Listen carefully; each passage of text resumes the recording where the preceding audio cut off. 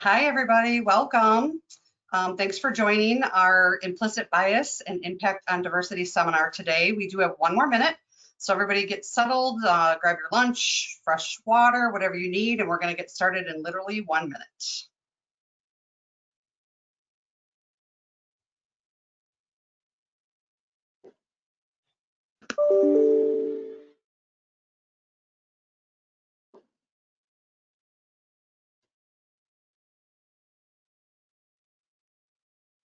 Okay, I think we're going to go ahead and get started. I know that people will be joining us, as they can, and they're welcome to do that. So thank you again for joining us today with our guest speaker, Marjorie Newman, to learn about our implicit biases that we're not even aware of and how they impact diversity in our workplace. So just a few rules that I want to go through about the webinar. So you're all muted, but I'm hopeful that you will all have a lot of questions for Marjorie. So if you do have questions, please use the little raise your hand feature on your control panel.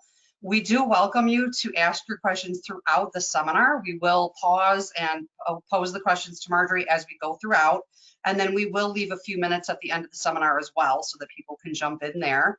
The seminar is being recorded, and we will have the slide deck shareable with everybody after the seminar is over, so you can be on the lookout for that. And with that, we're going to go ahead and get started and kick it off. So I'm sure most of you are very familiar with Marjorie Newman. She has been a longtime member and board member of ASA Chicago, and I'm just going to turn it over to her to tell her a little bit more about herself and what our seminar is going to look like today. So Marjorie, thank you so much for joining us today. Thank you, and Happy New Year, everybody. This is a very difficult topic to discuss because it asks people to look deep inside themselves and acknowledge that as forward-thinking as we may all think that we are, that we carry around with us some implicit biases that we're not even aware of. And frequently the reaction at the end of my program has been from people, well, that's not me. I don't know why I wasted an hour listening to this. I've never done any of this. We have the most diverse workforce imaginable. And actually, my experience has been that people get kind of annoyed by listening to this. So all I would do is ask you to keep this in mind, and let's see how we go. The issue of diversity, we tend, especially in the construction industry, to think about men and women. We think about different racial groups, but there's a lot more to diversity, as you know, and this includes not only race and gender, but sexual orientation has become a very big issue recently. Ethnic groups, the age of people, and whether we think people are too old to do a job or even too young to do a job. We're starting to look at biases related to religion. You know that in the construction industry, with the filing of or employing people who are not legally in this country, you get citizenship issues. So there's a whole lot that is made up in diversity. So bear with me. Marissa, maybe you're going to have to do this because my mouse is not sensitive enough. So why are we even talking about this? People say, well, if you're diverse, you're going to have the best group. You have many more ideas. It's the right thing to do. Our clients, our customers expect us to do it. And those are all very important things. It has been shown, sorry, not COVID, that when you have gender and racial diversity, you get so many new ideas from different groups that the skill set you experience a synergy where the whole is greater than the sum of all of the different parts. So there are lots of studies, you can check this out, that when you have a diverse group, there actually is lower turnover because people feel as if they're accomplishing something, they feel more of this give or take. When there is less turnover, then you reduce your hiring costs, your training costs, and morale. It does say moral, but it's really morale. The morale costs, where, as you know, the more people that leave your companies, the more it makes everybody else nervous. You know, what's going on? Are we having a bad year? Is this not the place for me? So the reason why diversity, well, the answer is if diversity helps to keep your employees happier and they stay with you, it's actually better for your bottom line. By the way, if you have any questions, we don't have a huge group. You don't have to save them to the end. If it's a question about a specific topic that I'm discussing, please use the question button. Anyway, when people talk about, you all sign these contracts and you all promise that you're all going to abide by EEOC and diversity requirements, and you're going to abide by the proper hiring of people in the community and minority and female-owned businesses. Unfortunately, with all of these requirements, the construction industry has really not been able to affect a huge change in the number of women and the number of people of color in the construction industry. So here are just some statistics that by 2024, this was probably prepared before the COVID crisis. I forget the year of this study, but recently it was predicted that by 2024, not only will there be 800,000 potentially new construction jobs, but those of you who have an aging workforce, and I understand that this is very true, let's say specifically in the carpentry industry, there is going to be a shrinking pool of skilled labor. Now, part of that is also getting to the young students when they're still in high school and setting up and attending job fairs, letting people know what's available. The construction industry is still considered a blue collar. Parents tend to want their kids to go into white collar jobs, do anything with computers, gaming. Now, while there may be work if you want to become an architect and if you need to do shop drawings, but there is going to be this shrinking pool of skilled labor. So how do you attract and recruit more and more people? And because of the changing demographics in our country, a lot of your new workers are going to be from diverse populations. So you probably are already aware of this, but there is an underrepresentation of women and minorities, Black and brown minorities, as far as landing managerial jobs. In other words, they're not moving up the ladder. If you go to the bottom line on this slide, you'll see it says that most minorities and women are found at the level of laborers.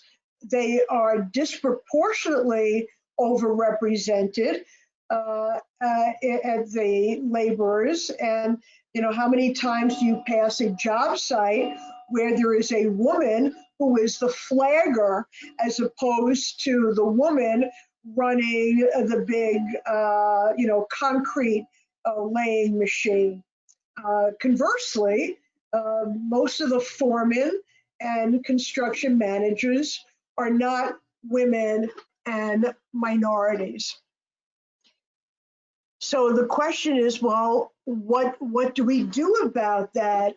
We see more women going into the construction industry, but they are still only 9.3% of the people who are employed in the industry. And most of them hold clerical and support jobs. If you stop and think about your workforce, how many women are working inside in your offices versus outside in the field? And how many of them, it says 1/3 are in management and professional positions, and only 1/5 in production. So what is the reason that prevents women and minorities from getting into the trades? A big part of that is getting into a union program and getting into an apprenticeship program. How many apprenticeship programs are open? If they are open, how many women and minorities are able to get into the program, and how many of them are able to move up the ladder of success?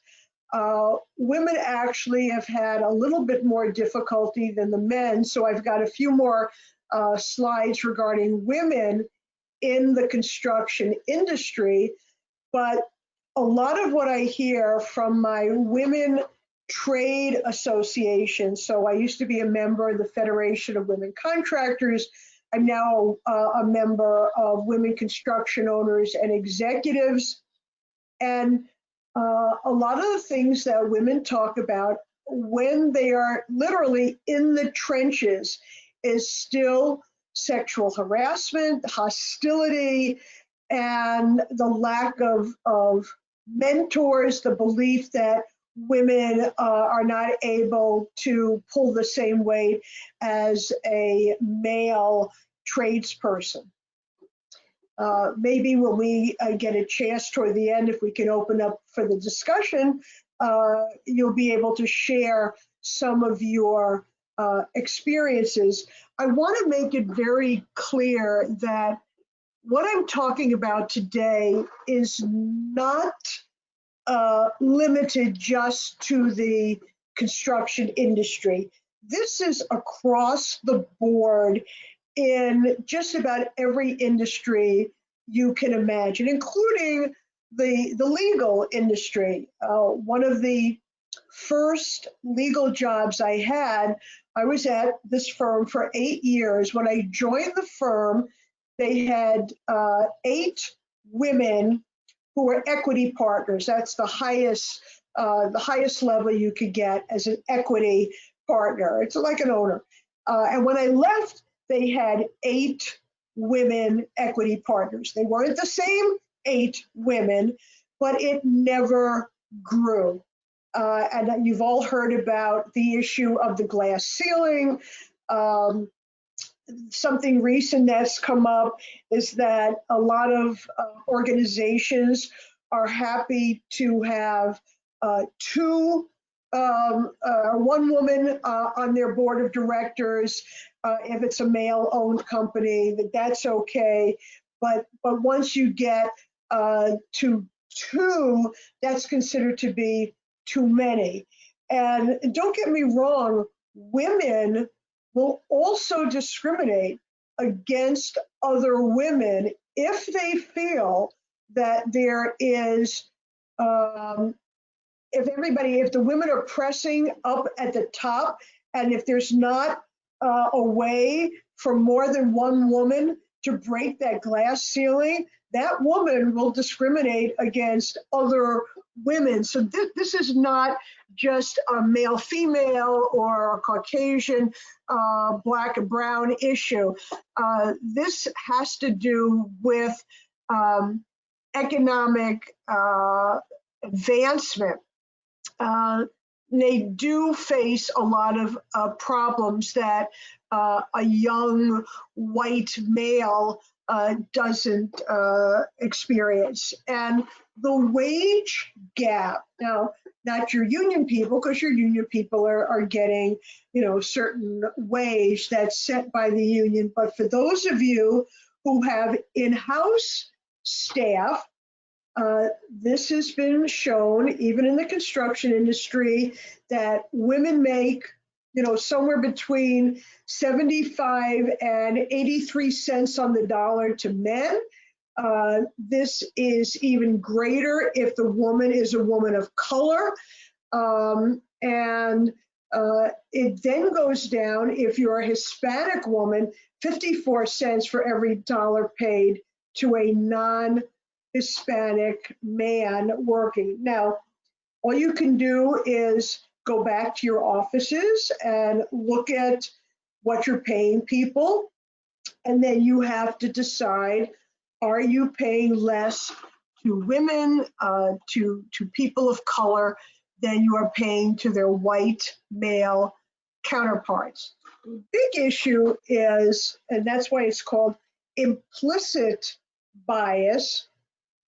So many of you, and myself included until I started to investigate and speak on this topic, I would have told you I was not prejudiced in any way. I grew up in the 60s. I was a liberal. I voted, was in favor of the Voting Rights Act and the Equal Rights Amendment, and I would never discriminate against anybody.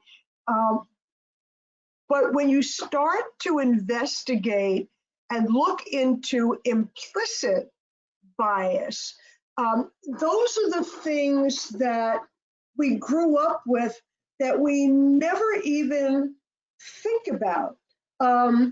You see a grossly obese person and you turn away, you're disgusted, and you say, well, this person must be lazy. I mean, they're not mobile. You just make that assumption. Or if you see someone who is disabled, you assume that they're unable to perform. We forget about Stephen Hawkins, probably the most brilliant person on the planet when he was alive.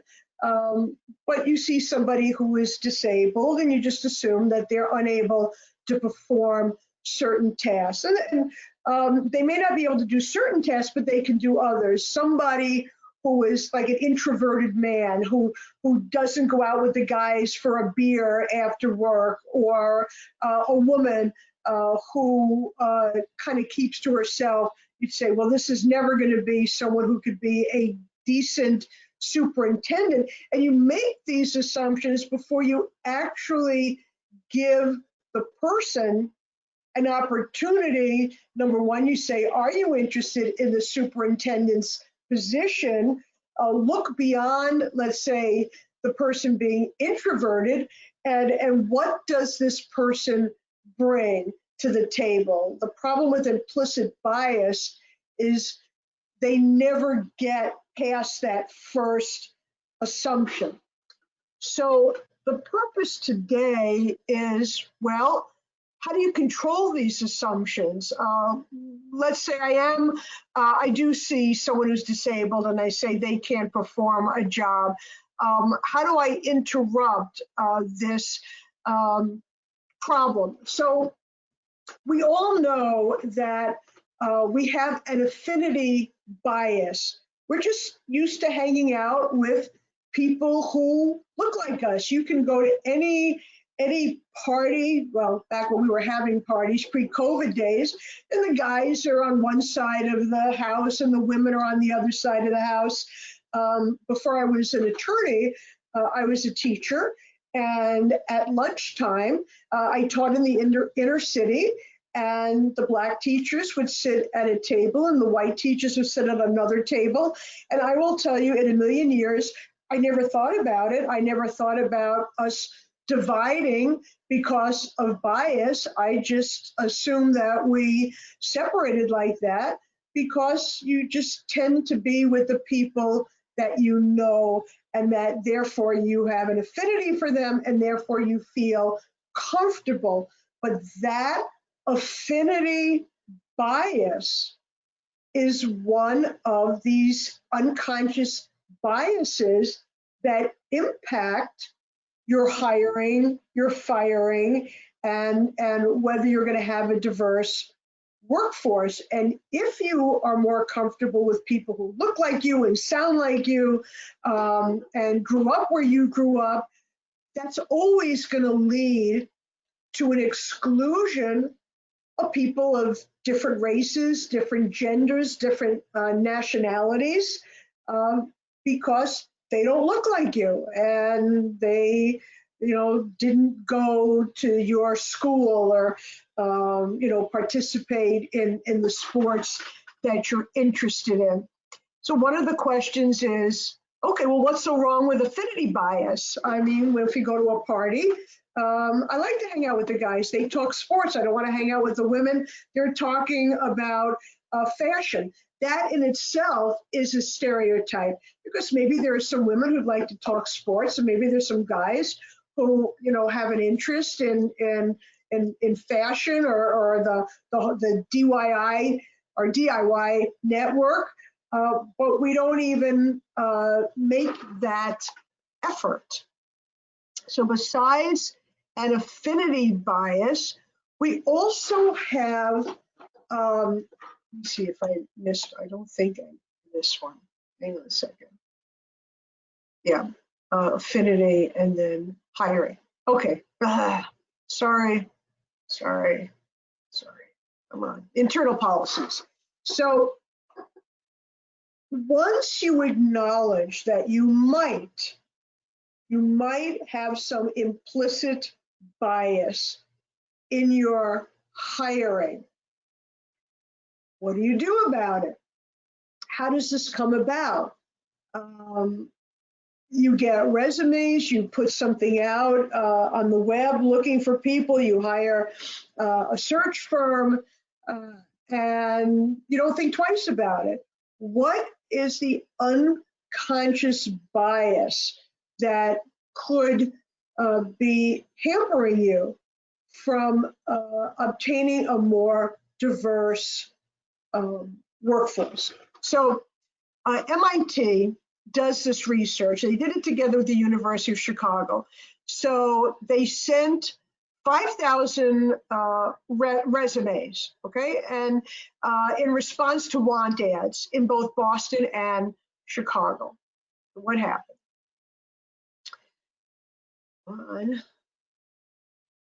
One of us is not in control of the screen anymore. Marissa, I don't, oh.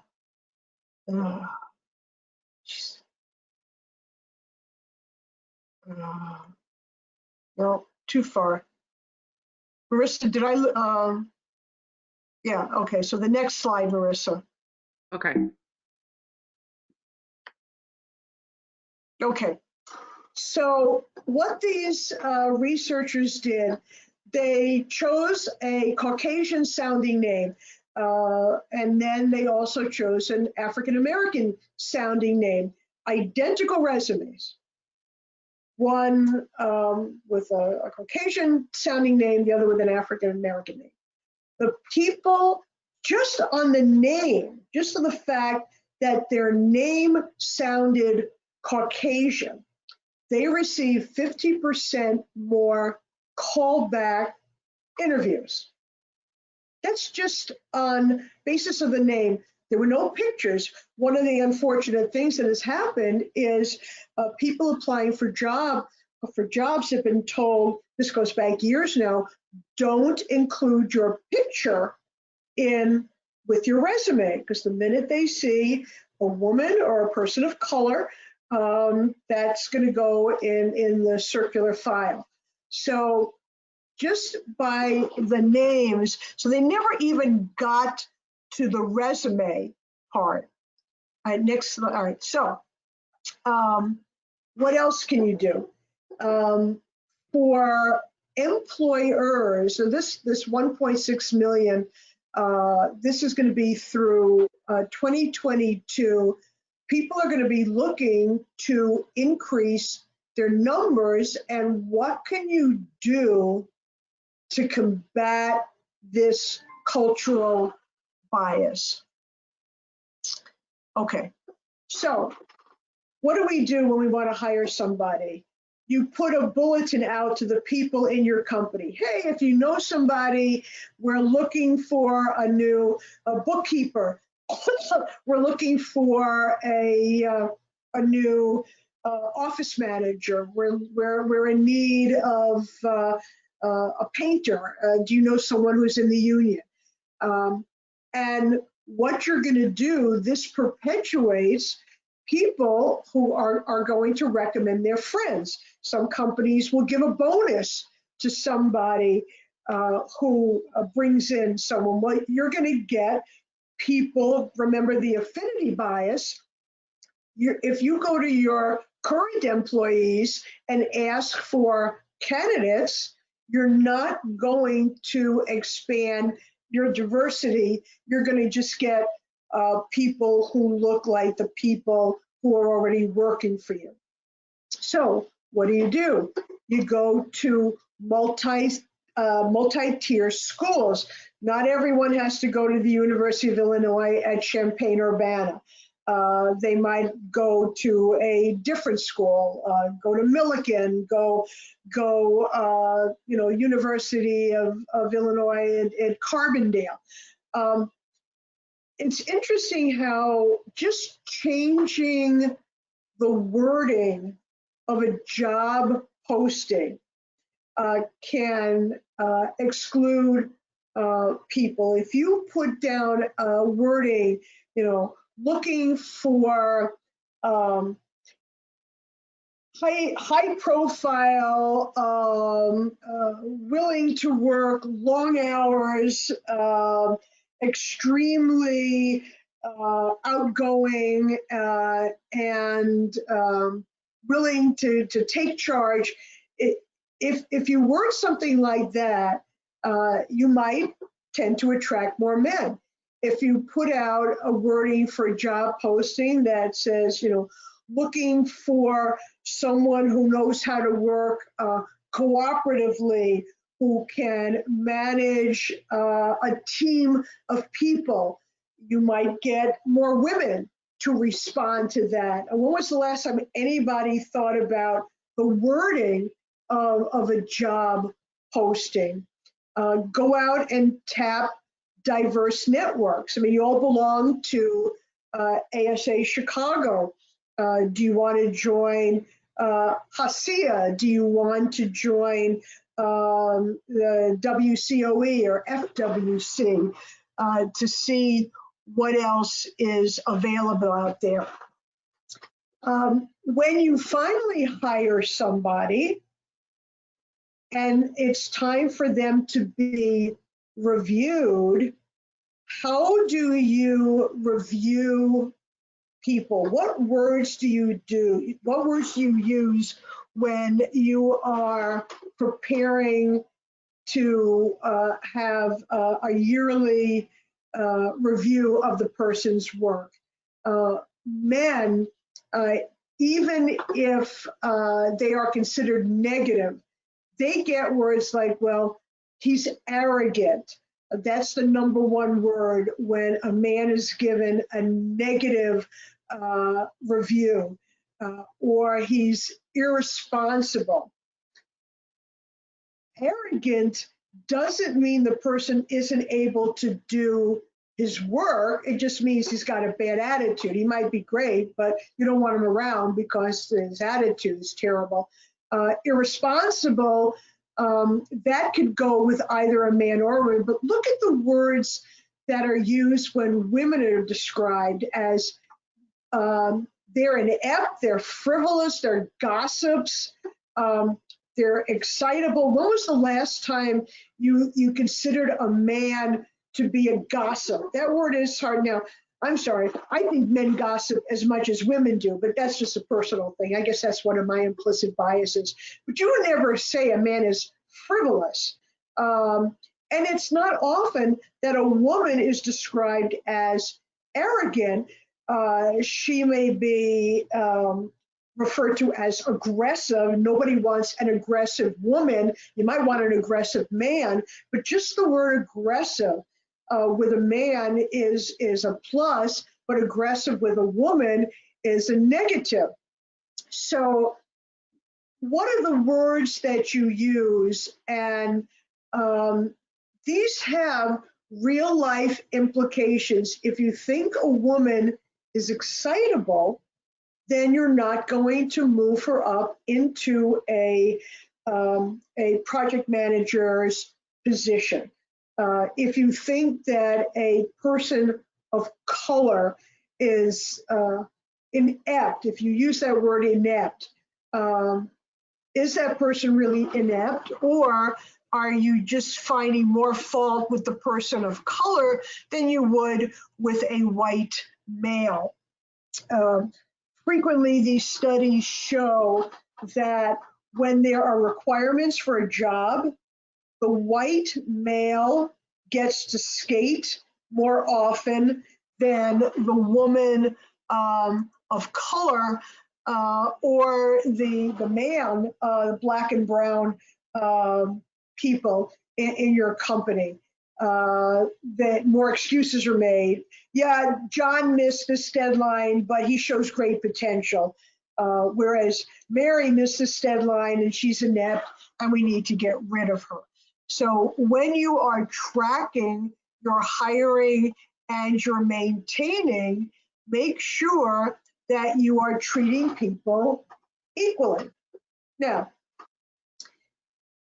you need to know that equality and equity are not the same word. We've heard a lot about equality. Everybody should be treated equally, and this is how the Democrats, the far left, whatever, have become known as, the socialists and the communists, because they want everyone to be equal. That's not what's at the discussion. We're talking about equity. Does everyone have the same access, the same ability to move forward and to be a beneficial person to your company? Not everybody should be paid equally if they're not doing the same work. But everybody should have the opportunity to have equity where it's equal treatment, not equal pay, but equal treatment. If you're going to let the guy skate because he missed a deadline, you've got to let the woman skate also. If you're going to promote somebody, or if you're going to hire somebody, give everybody the same opportunity. Okay, oops. So again, if you're going to embrace diversity, number one, you have to become aware that you have an implicit bias, that you want to take some positive steps toward addressing this, that we all sort of have unconscious prejudices.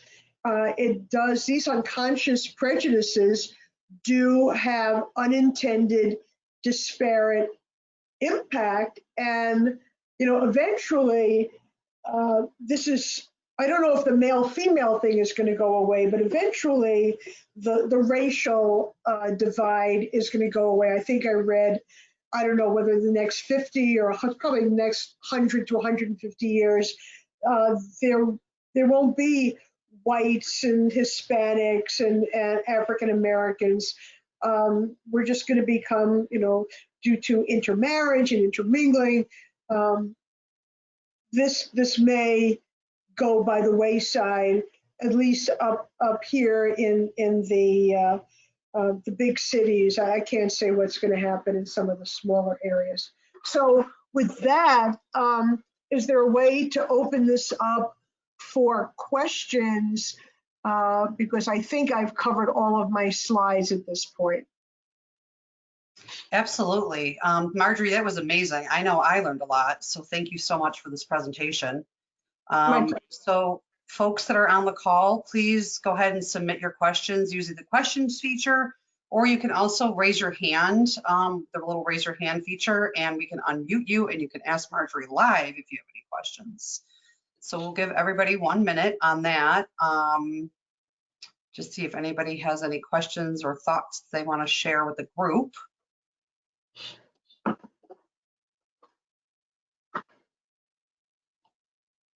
I'm not seeing anything come in, but I actually have a question regarding language choice. So one thing that I think has become very ubiquitous is using the term guys for everything. Okay, guys, we're going to go here. Okay, guys, it's time to do this or that, even when there's women in the group. So Right. I'm wondering if you have any insight into how to encourage more non-gendered language when you're addressing a group of mixed men and women. So that's very interesting. I myself, have used the word guys. I try not to do it in seminars because it's not formal language, but I would tend to say that's the generic guys. But you're right. It's difficult to say, ladies and gentlemen, or men, women. So we kind of divert down to the one word guys. I don't know that there are too many women that think of the word guys as just being male, they're just referring to the men in the room. I mean, it's an unfortunate thing that has happened, but it's with us. I don't know how you get people to say anything, other, I guess you could say people. So if you want everyone's attention, people, take your seats, or people, let's get started.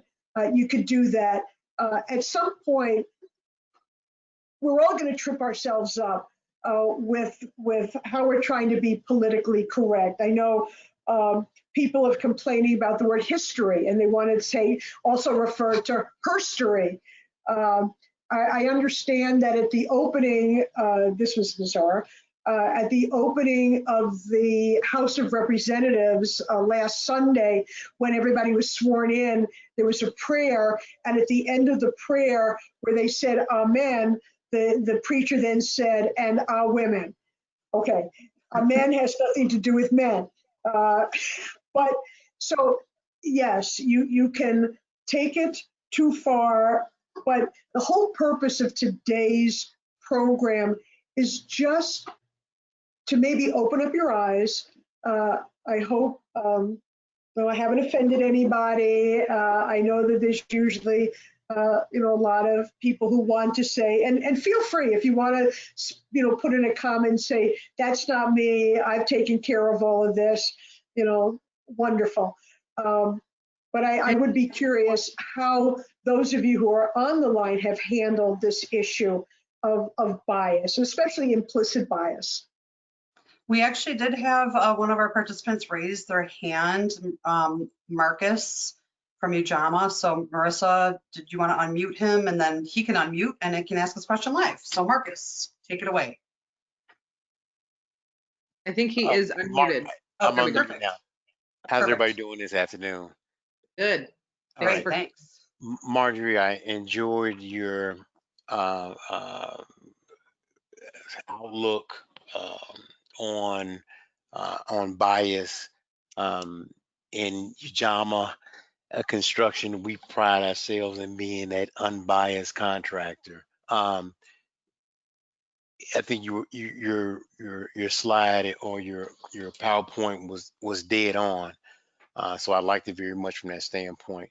I think how Ujama is handling. I've been in the construction industry for 25 years, so I've been through a lot in 25 years, and I'm the office guy. I'm the office guy for 25 years, and I think that in the future, I think that companies have to be intentional. Um, it, you have to really like intentionally say this is what we're going to do in order to change people's ideas and way of thinking. And I think even a diverse company like your job, I've been in the industry for, like I said, for 25 years, and now I've been pulled out of the construction ranks to head up our diversity department, and because I understand construction and I understand what those biases are, and so it is going to help. I think it's going to help us and help other organizations, by having a department like that in a company like Ujama, and really putting it out there, and really like recruitment, trying to get young individuals that's in college now, and getting them involved into the construction industry, especially in the project management and project engineering side of things. But I did enjoy your presentation for today. Thank you. And I'm going to steal that word intentional for the next time I do this. I think that is an excellent way to drill down into this presentation. You do have to act intentionally. You have to make a commitment to overcome your implicit, your unknown biases. You have to at least look at yourself, because you don't know what you don't know. If you don't look at yourself, how could you say, all right, I'm going to intentionally not be biased? Well, if you don't know what it is. So I'm going to steal that word from you, Marcus. Thank you. No, thank you. No, I love that word as well, Marjorie, because even as you were speaking and saying, you know, as an employer, are you intentionally crafting this job description? Are you intentionally approaching your employee reviews, saying to myself, okay, I'm going to be aware whether it's a group of 10 white males that I'm reviewing, I'm going to check that part of me that approaches the white male whatever kind of way. And that's kind of the thing that stops people, is this shame of not wanting to admit that there are these biases operating in their everyday lives. But it's really not something that's personal or shaming. It's really about what kind of apps are going on in the background that I need to have a pulse on. What do I need to keep checking in with and make it an intentional part of my day to really put that care in that check on things? Because it's really just about what is the health of your business, what is the health of your approach to how you are doing what you're doing, and what care you're putting into that, and what you will allow to affect that. So I like that word as well. I would also add that there are occasions when how you word something actually is important.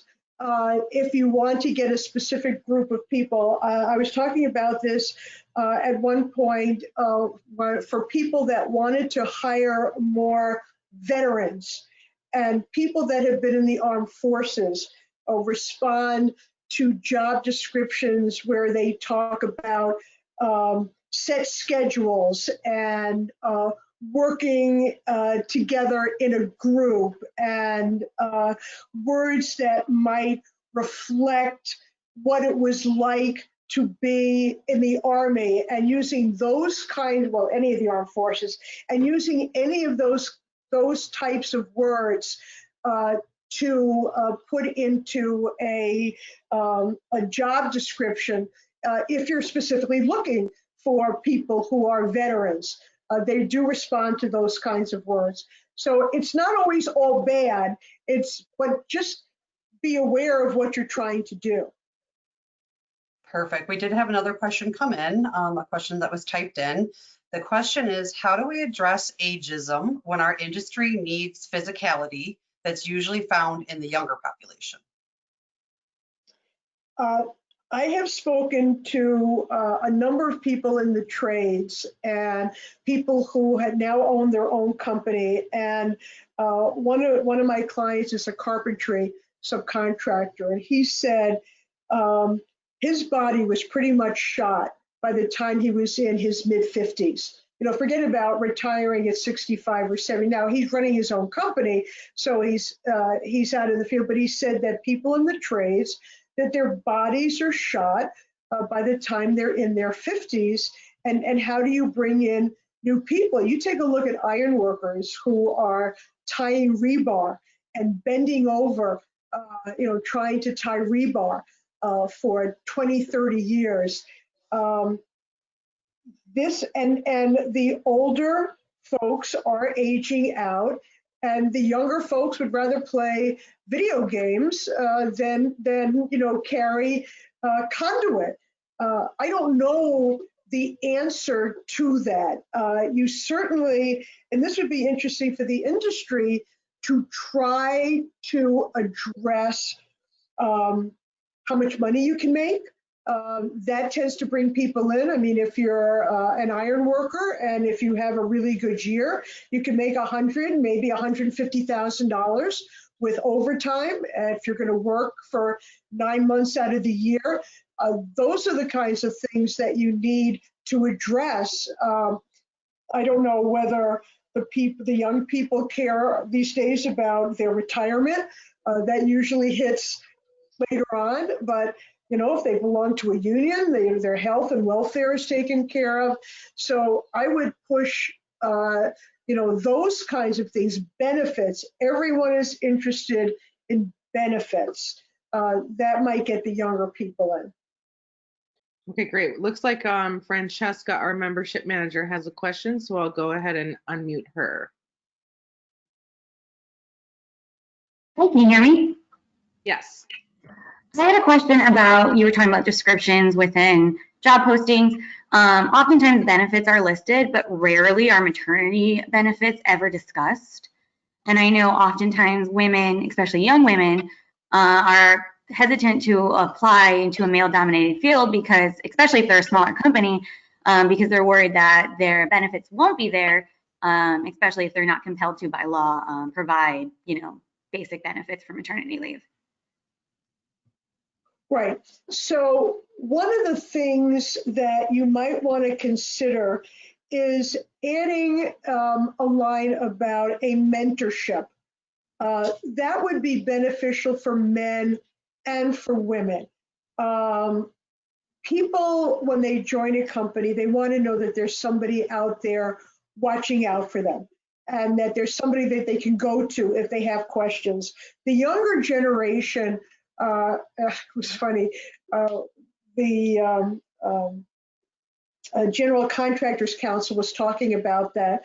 The younger generation, they don't want yearly reviews anymore. They want quarterly reviews. They want constant feedback, because that's the younger generation. They're getting constant feedback. Their parents have told them from the time they were, taking their footsteps, you're wonderful, you're terrific, great breathing, and they all talk about their salaries. You tell them, don't tell anybody, and the minute they walk out of their review, so Joe, what did you get? Mary, what did you get? So be aware of that, and include in the benefits a mentorship, somebody that will be a big brother, a big sister. I think that's something that would attract people. Thank you. Perfect. Marissa, I'm not seeing any other questions that haven't been addressed yet. If anybody has any questions, now's the time.